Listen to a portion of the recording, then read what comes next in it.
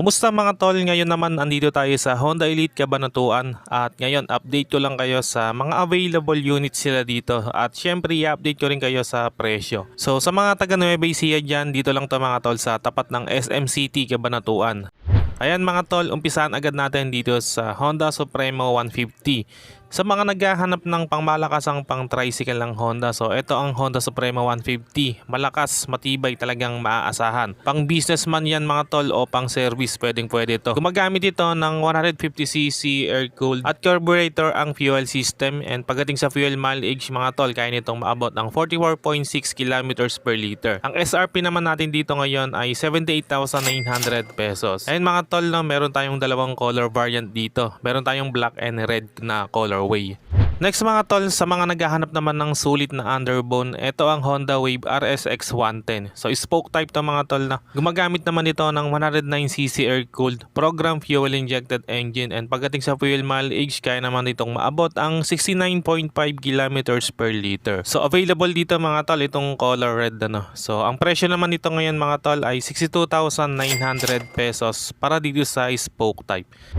And dito naman mga tol, isa din sa mga legendary underbone ng Honda, ang Honda XRM Dual Sport o ang DS. Matagal na din sa market to mga tol, kaya sigurado ka na sa durability at reliability nito. Meron naman itong 125cc air-cooled program fuel injected na makina, at pagdating sa fuel mileage, kaya naman itong maabot ang 65.4 kilometers per liter. Bukod sa maganda itong pang daily, syempre suitable din itong pang light trail dahil yun nga dual sport ang category nito.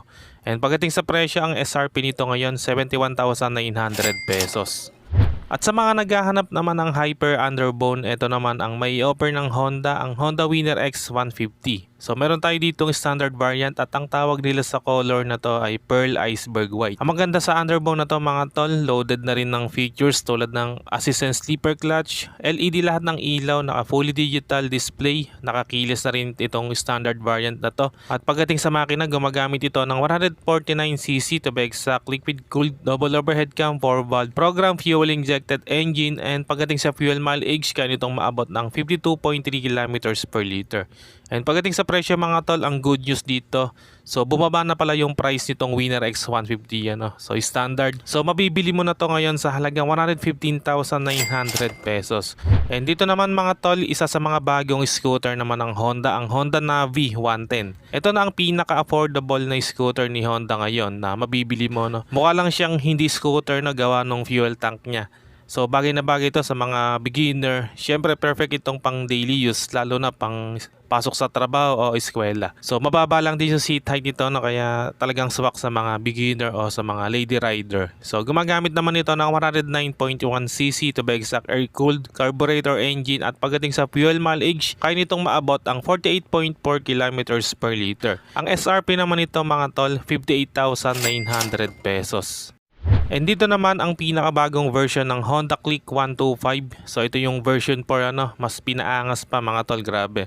So standard itong nasa harapan natin na may color na Pearl Arctic White. Yung looks nito parang mas lumapad pa siya ano, napaka-forma. Pagdating sa makina ay gumagamit ito ng 125cc liquid cooled single overhead cam 2-valve program fuel injected engine, and sa fuel mileage, kaya naman itong maabot ng 49.3 kilometers per liter. So sulit na sulit dahil talagang matipid sa gas. SRP naman ito mga tol, 82,400 pesos.